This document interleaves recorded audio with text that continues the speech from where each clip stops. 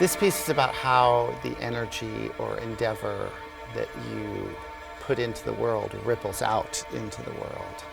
You can think about remains as the residue or the leftover, but you could think about it as well as the act of remaining. So when I started this work, I was very interested in the notion of images that have proliferated through historically, that kind of imprint our consciousness as a genre. So there were various categories of them, Madonna and Child being one, Pietà being another, various versions of the lounging nude. All of these, for better or worse, drawn from the European canon, but also, interestingly, an image, particularly a repeated image like that exists in culture. It's like a rake, and it drags along all of the good and bad of culture with it.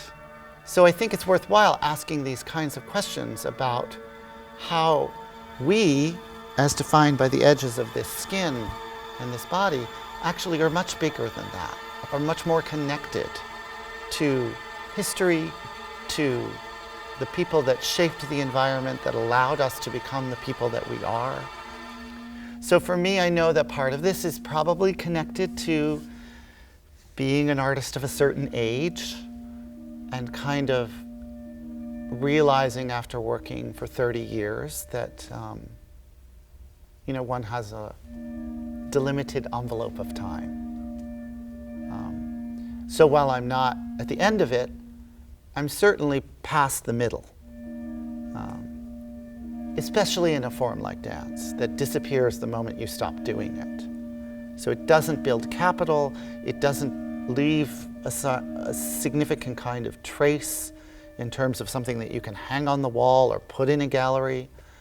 And I can even think of moments like me seeing Set and Reset by Trisha Brown and how that work completely changed me. But there was a kind of generative energy that came through her work to me that I feel like is very present and has been for years in my work.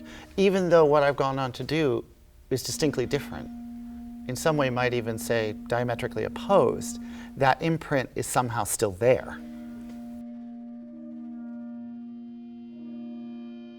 It's important to me that this work not be about nostalgia. Then in understanding our connection to the past, it's not about pining for something that's lost. It's about understanding what we can do today to build a context that's a context that we want to be in. That the past is not something that we are trying to hold on to. As much as we recognize that it comes to us, through all of these different transmissions, that the past is in some way about like a reckoning with our understanding of our relationship to that is about building future.